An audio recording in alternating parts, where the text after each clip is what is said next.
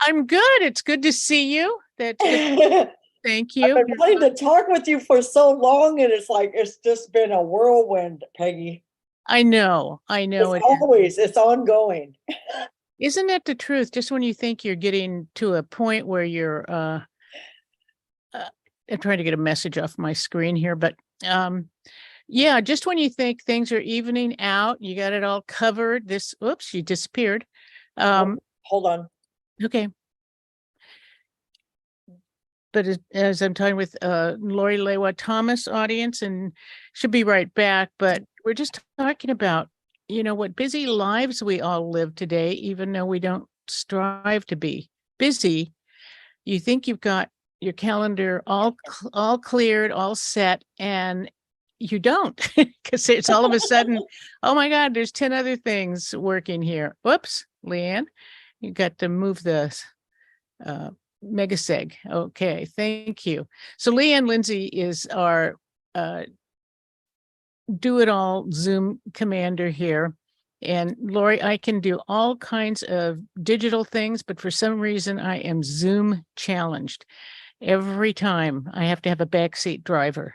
That's just ridiculous. So anyway, enrolled Hopland Pomo member, teacher at the Santa Rosa JC. Okay. And so Lori, tell me, we've got we're down to 22 minutes here. So tell me what you're up to. Wow. Okay, so I joined Santa Rosa Junior College last August. I started working here. I was hired as the Native American Studies instructor tenure track, the first position to be held by a local Native scholar and a woman. Yay. 104 years.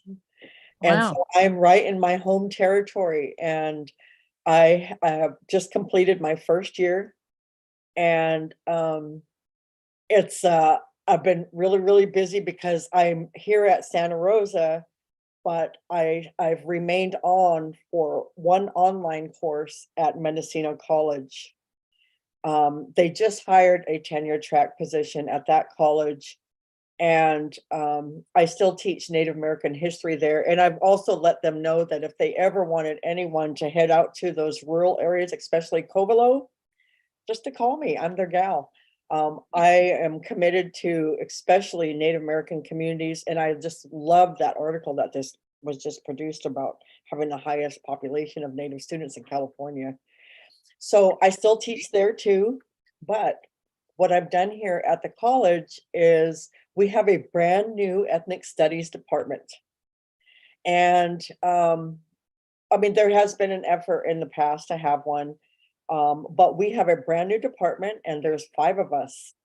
We have 2 African American instructors, we have an Asian American instructor, and we have a Hispanics, Latinx professor, and me. And we just finished our first year. It was it was a lot of work. I've never taught this many classes before. Navigating all of the resources at the college, getting to know how things work, has been challenging, but I love it. That's what I do. I mean, drop me off in anywhere America and I will be able to figure it out. I will figure out where the resources are, where the people are, and that's key. Well, I have to step back for a second here because I'm kind of shocked. I mean, isn't this 2023? And when I was in the JCs in 1969, we were fighting for ethnic studies. It's this long to come to Santa Rosa JC. I mean, I'm not kidding. We were, fighting at what was Grove Street College, Merritt College, did a little bit of work at UC Berkeley. We were all fighting back then, and it's taken this long to get here. So I just have to say that. So congratulations. It's true. And did you see that we have a brand new president coming? No. Is that good? It's wonderful. We have Dr. Garcia coming. She comes from Berkeley City College. She's our first queer Chicanics president of the college. In the history of this college, they have had 5 presidents, 4 white men And then Dr. Chong was our last outgoing president. He was the first non-white president in this college since it started. And then now we have Dr. Garcia joining us. I believe that she starts at the beginning of next month. I can't wait to meet her. So we have a lot going on. We are the result of activism, just like ethnic studies started. Well, I'm so happy about that. I want to make the best use of our time. Tell us about what kind of the courses you teach. What are you teaching us who might be in your class? Okay, so I currently have 4 courses. The ethnic studies department, we are 4 disciplines within the department. We're just starting out, but what I teach is Introduction to Native American Studies. I teach Original Californians. I teach Federal Policy in American Indians and Contemporary Native Americans. I'm the only one of the 4 that has an associate degree right now with 4 courses approved. And this degree has already been taking place here before I arrived. So now I have those 4 classes in addition to Introduction to Ethnic Studies, which is a brand new course that I'm teaching in the fall. So I'm preparing for that right now. And I also have 4 new classes coming. Oh my goodness. How do you maintain that? That's an incredible amount of work. Yeah, I actually have 5. I have 5. I have a Indigenous language course, which is an online course I plan to teach that allows anybody who is Indigenous to learn any language that they want, as long as they collect the learning tools that they need. And if they need help, I can help them get that. But they will be responsible for gathering their own resources to take the class. It's designed after the Native American Studies class at UC Davis. Mm. And I'm also planning to teach urban Indians. I want to teach a class on Native American film, one of my favorite subjects ever. I also, let's see, Native American film, Indigenous storytelling and oral history. I would like to do an oral history. I'm not laughing at you. I mean, this is just an amazing wealth of program subjects to teach. Yeah, so those are the classes that I plan to bring here. Another thing that I've done though is one of the biggest projects that I've done here this first year was they asked me what did I want to do. We're focusing on our teaching these first few years before we go up for tenure in year 4. So for now, what my community service project was, what I discussed in my interview, was student engagement is my number 1 thing, student and community engagement. And so I became the faculty advisor, of course, for all students who are majoring in Native American Studies. And I've also created 2 student clubs who are very, very active now. And we have been building this foundation during the past year and setting a foundation so that, because we know students are going to come and go over the years, but it's wonderful. We created 2 clubs. One is called Intertribal Student Union, and the other club is called the American Indian Science and Engineering Society, ACES. Oh, ACES, fantastic. It's the first time we have a national chapter right here at the college, and we've got all these wonderful things going on. We just got funded for the Randolph Newman Foundation grant. Our Intertribal Student Union wrote a proposal and was funded to put on what we hope to create a new tradition here at the college. Like Stanford has the Stanford Powwow. Mm-hmm. Well, we would like to start a California Indian Big Time and Strawberry Festival at Santa Rosa Junior College. So we were funded already to put this on, and we are actively fundraising.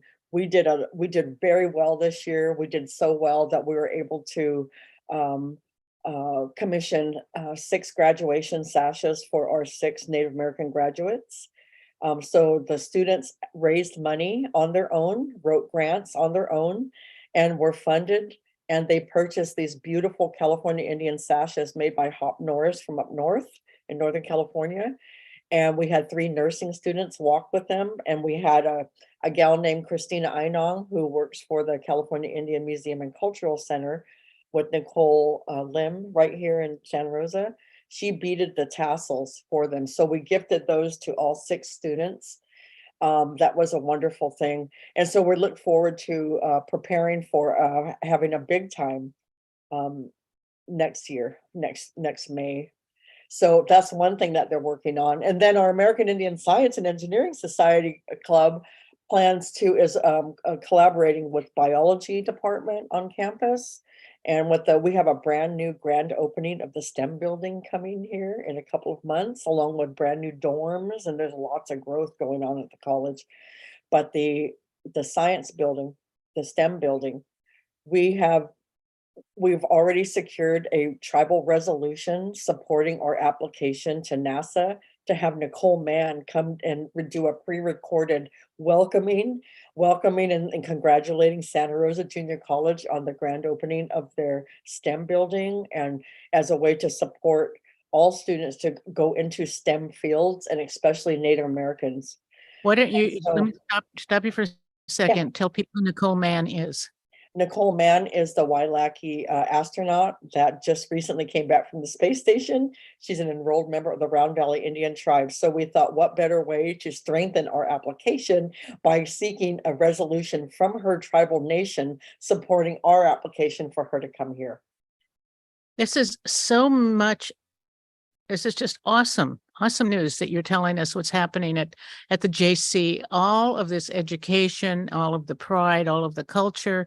It's just I'm overwhelmed. I've never heard this much activity in a long time, in a very long time. So how do you maintain the energy to do this? I mean, you're not all alone doing this, right? No, I have support. The students, what I'm doing is trying to uplift the students, uplift student leadership skills so that they can develop their leadership skills, much like other college campuses, like we did at UC Davis. UC Davis, the students put on the Stanford Powwow, the students put on Native American Culture Days. The students have these things, and we want to do that here. Our students plan to do renaming projects. They're working with biology department to do a native plant restoration project on campus. We hope to find some way that we can build a sand pit so that we can we could barbecue salmon and have Tanea and Peter Jensoff from up north come down next year when we do our big time and have native foods, collaborating with Shown Farms out there at Yakima also. You know what else we plan to do? We've already been talking with Dave Smith's family, and we hope to create we've gotten permission and the support from them. We're in the works of creating a Dave Smith Memorial Scholarship, along with planting a tree in Dave's memory here, because he was such a huge force at the college, and he wanted to come and be a guest speaker in my class so much. He was like, Lori, I want to come talk to you in your class. That was right prior to his passing. So I've talked with the girls, and we plan to plant a tan oak tree. We've been working with the grounds maintenance crew all year, and we've finally secured several places that we're able to do the planting on the campus. So we're searching right now for tan oak starter trees, and we've reached out to Yakima to see if they can help us with that so we can get that there. We also plan to do a blue elderberry and a manzanita tree planting. What the manzanita tree is the sticks that you use for the grass games, and elderberry for the clappers. And so what we want to do is we plan to have that in effect next year. So we've got a lot of cool things going on. You are rematriating Santa Rosa JC. I wanted to just step back for a second, though, because our local audience might know who Dave Smith was, but a lot of people who are listening might not. And of course, that was Bernadette's father, Bernadette, who is just blossomed into a fantastic the work she's doing as a culture keeper and everything. I'm so proud of her, but a lot of that has to do with her dad who passed sadly just a few months ago. Yes, we miss Dave so much. I can tell just recently I had a couple of public lectures that I put on this year. I did a acorn lecture in the fall, and I plan to do the strawberries in the spring, and I do wintertime storytelling. And then I plan to create other things also. I'm scheduled to do a professional development lecture series in the fall. I've been funded for that and approved for that. And guess what? What? I am Santa Rosa Junior College's Multicultural Educator of the Year. I just received an award my first year of teaching, um, um, which Fantastic. which really elevates and brings visibility to the work that the students are doing the work that I'm doing with them, and all the great projects that we have down the road. Um, because that's what we plan on doing. We plan on just developing the heck out of this place and um, bringing light to native students here. They've told me that they feel like this is the first time that they've ever felt that support and love. Um, I appreciate that, and so that's why I do it. Everything I do, Peggy, I've wanted to be a teacher since I was 4 years old, Mm. and, I'm currently working right now with Point Arena High School to teach next spring. We will do a hybrid type course where I can come up 1 day a week, teach online a couple days a week, and we could even make it at what they call high flex class, which is synchronized class where community members can actually join the high school students who are in the classroom teaching. And so what I want to do is teach introduction to Native American studies. And I'm also working with the principal, Mark Falis, with a native language class. So I've been working with him and Sal Martinez, who is a board member. So Point Arena, of course, is my heart. That's my hometown. I went to school there since first grade through 12th. So I can't wait. And so for me, driving to Point Arena once a week, oh my God, any excuse to get over to the coast is great to me. And I just love it. And so I'm really looking forward to that. And I hope that we could create also duplicate what that Pomo project up at Mendocino College. We want to try to, I'm working with, I plan to speak with the new president and also do some major fundraising, and also working with Bonnie Lockhart from Mendocino College to see how we can get a program like that where we can have sort of like like satellite colleges at tribal offices. In Sonoma County, we have five tribes here that I plan to reach out this year.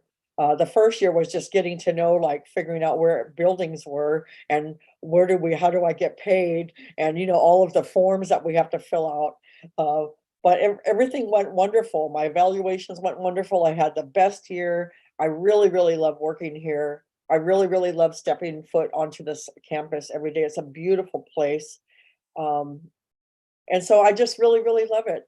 And I'm doing exactly what I've always wanted to do all my life. It's a dream job. And, investing into Native American studies 40 years ago at UC Davis, with Jack Forbes and Dave Risling and Sarah Hutchison and the gang. It's really wonderful to be able to come and develop a Native American studies program. I mean, this is what we wish for. This is what we dream about, right? As Native scholars, and to be a local scholar, that means a lot. You are just exuding enthusiasm, all of this that you're sharing with us. And by the way, my great niece is getting her doctorate at Davis. And she's Really? a filmmaker. Yeah, she's from Montana. She's Muskogee and Chicana. But she's up there. So many things that you've mentioned, all of these classes. Before I forget, I want to volunteer to come to your class one of these days and talk about Native journalism, talk Okay. about Native radio, because that's, also a new thing. It's still fairly new, and how it happened, because it doesn't happen just because it was out of the goodness of people's hearts. You know what I mean? We all Yes. fight for these things, and they're important. Thank you. So I've known you now for quite a while, but I had no idea, audience, that when Lori said she was going to talk about all of these things, that there were going to be a list of 20 things that are going on that you're involved with, that you're helping the students with. Do you have a lot of Native students? Not that many, but I'm finding them. I managed to find an engineering student, a biology student, and a math major and created ACEs. And Oh, so, and then with the nursing students, there's two other projects that I'm involved in.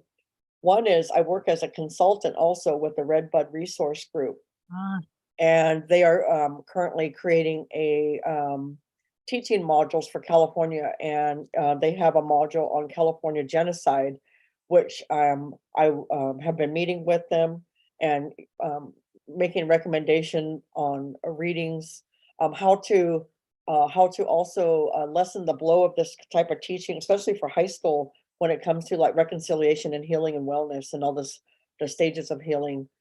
Incorporating that, I incorporated that into my modules as I teach.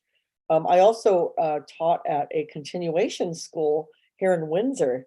Once a month, I would go to a continuation school in Windsor, Windsor Academy, and I would give them a lecture of what it's like to go to a Santa Rosa Junior College class in order to get them to come there, because I'm trying to encourage students to major in Native American studies, to transfer to four-year colleges, to go get those graduate degrees, because we need more teachers. boy, Lori is not going to let you off the hook. Lori, I want to let the audience know that this is also live on YouTube, and it'll be on YouTube. And this is just going to be the first I will say of the times we get to talk to Lori, because right now she's just giving us a list of so many avenues, and we want to go down and share with the audience, and particularly not only our local audience, but if you have children or grandchildren that you want to get involved in education, and you can do it locally, and now you can learn about your own people and be taught by your own people. That is so powerful. That is so powerful, Lori, and I congratulate you for helping usher this in. As you said, it all started many years ago at Davis, on Alcatraz, everywhere, all of the roots of this, and it takes decades. But education really is the key, and I'm so happy you're talking about ACES, audience. That means a lot to Native people. ACES is American Indian Science Education something. Because science, really, Indigenous knowledge and its role in what we call science is just now being talked about. Lori, we're almost out of time. I'm sorry, but that's all right. We'll get you back, okay? Hey, I'm on my way to Point Arena in a half hour. I'm going up there I got Shirley Carrillo a graduation sash. It's beautiful. I'm coming to her graduation. I'm sorry. One thing. Tell people what's the importance of the sash. The sash, graduation sashes are a common thing that's taking place today. I wear mine. Those sashes are gifted by people to graduates to honor them, honor all their hard work, because we know that research shows us that only 9% of Native American students who go to college actually graduate. And so we want to encourage them, we want to honor them, we want them to make them feel valuable, and we want them to have that cultural visibility so that they can be connected to whatever region they're from, the colors, the materials used, all of those things are important symbols and representation. And then that sash becomes something that they can wear down the road. Like I wear mine at events where I'm a speaker. I wear it to connect myself to the home of Point Arena. On my sash, I have sunsets representing the sunsets that happen in Point Arena. I have abalone shells. I have Pomo basket designs. And so that's what we're doing. I'm bringing Shirley Carrillo one tonight. All right, Lori, that's going to be the last word. I'm so sorry, but I'm so glad we got to connect. It's on YouTube. This will repeat at 1:00. I know you're going to have a fantastic day. We'll be talking soon. Thank you, bye, Lori. Peggy. Lori Thank you Laiwa for having Thomas. me. Of course. Bye-bye. Miss enthusiasm. If you could teach that too. Bye. Okay.